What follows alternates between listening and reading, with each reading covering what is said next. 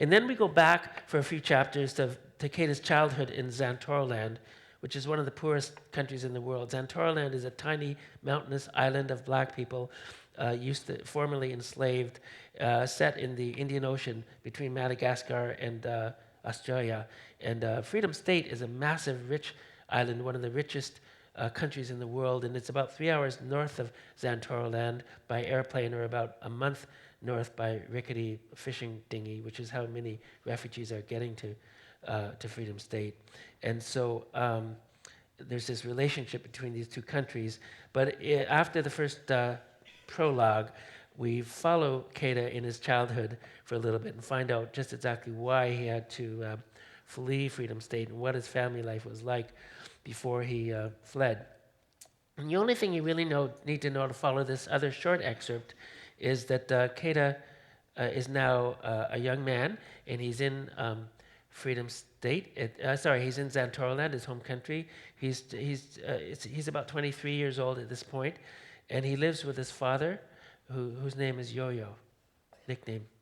And Yo-Yo is a world famous journalist. He lives in poverty now, but he's a world famous journalist who places articles in magazines and in newspapers all over the world, and has for some time.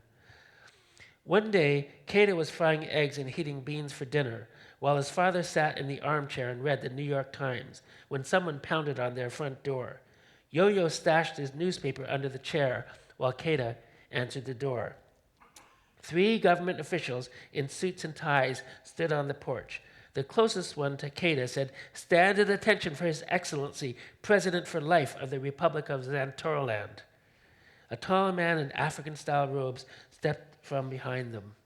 The white cloth of the robe was the highest quality cotton, bordered with intricate blue stitching. Lots of people came to the door to pay homage to his father, but it took effort not to stare at the president and show all the hatred that he felt. As far as Keita was concerned, the president was responsible for his mother's death, his father's torture, and the deaths and disappearances of countless others, leaving his victims naked and dead in public places. Keita had been taught at home and in school not to hate, only to forgive. But looking at the president now, he felt no forgiveness. "No woman in the house to greet me?" the president said. He gave a booming laugh. One of his aides murmured that Yo-Yo was a widower. "Well," the president said, "every father needs a faithful son to cook for him." The president entered and approached the stove. Because of the unreliable electricity, the alley home had a small 2-burner stove hooked up to 2 propane gas tanks. When one tank ran out, the other could be activated. "Quaint and lovely, just like the ways of people up in the hills," the president said. Keita and Yo-Yo stood at a respectful distance. They knew to be silent unless asked a direct question. "Eggs and beans," the president said. "Would Your Excellency like some?" Keita said. Speaking out of turn, without explicit invitation from the president, was the only way he knew to convey his contempt. "I would accept eggs and beans another time," the president said, "but as they're ready now, please go ahead and eat. Yes, serve yourself, father and son, and be at ease." Keita removed 2 fried eggs and placed them, with beans, on his father's plate. His father slid into his chair at the table, his look saying, "Do not speak again unless you're asked a direct question." Keita served himself, brought 2 mugs of water to the table, and sat with his father. The president's 3 aides stood silently at the door, each with his left hand hanging down and his right pulling back a suit jacket and resting on a hip, exposing a revolver. "So, Mr. Ali, respected journalist of Xantoroland, how are your eggs this evening?" "They are almost as excellent as you," Yo-Yo said. Keita admired his father's response. One was required to use the term "Your Excellency" in each phrase uttered to Jenkins Randall. This way, Yo-Yo came close, without quite satisfying the president's requirements. "You must be proud of your son." The president stood behind Keita and rubbed the back of his head. Keita felt the big palm moving slowly, methodically. The president's square ring scratched his scalp. "Yes, I am, Your Excellency," Yo-Yo said.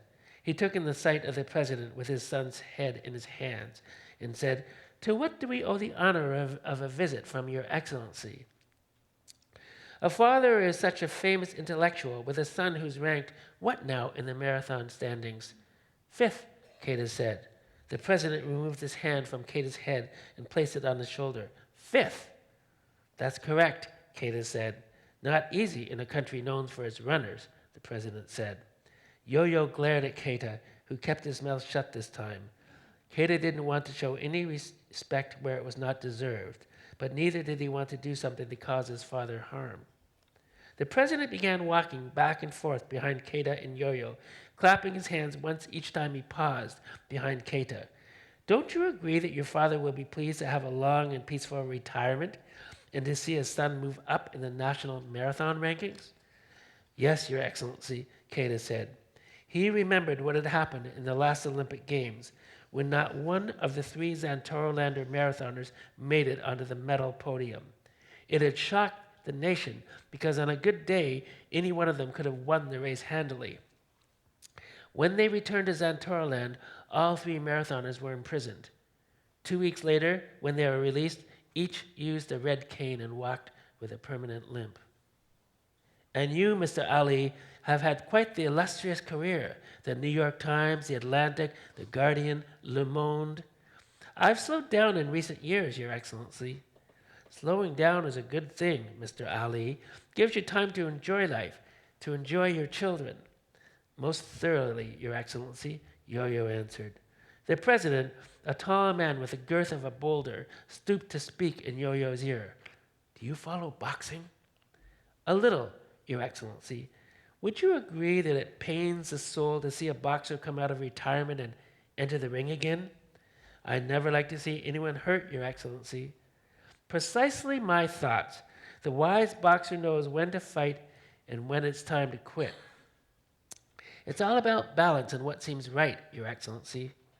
I have just the proposition for you, Mr. Ali, the president said. You are the perfect person to write my authorized biography and place it with publishers around the world. I'll give that careful thought, Your Excellency, Yo-Yo said. This project could bring great pride to the people of Zantoro-Land. You would be richly compensated. Due consideration, Your Excellency. The president stood still behind Keita. He let a moment pass. Consider the comforts of a bigger home, a cook, an endless supply of good food for your family. It's a well-understood fact that journalists nearly take vows of poverty. How could a widower with children resist the miracle of the fishes and the loaves? There are the fishes and the loaves to consider, Your Excellency, Yo-Yo said, but there is also the eye of the needle. The president stood absolutely still. Keita could hear him swallow. Well, in my humble role as servant to the people of Zantoro-Land, I will not endeavor to rush you to your good senses. Enjoy your eggs, Mr. Ali, and Mr. Junior Ali. I wish you fleet feet and a minimum of cardiovascular suffering. I'm sure that no father wishes to see his son in pain. The president left with his aides. Thank you.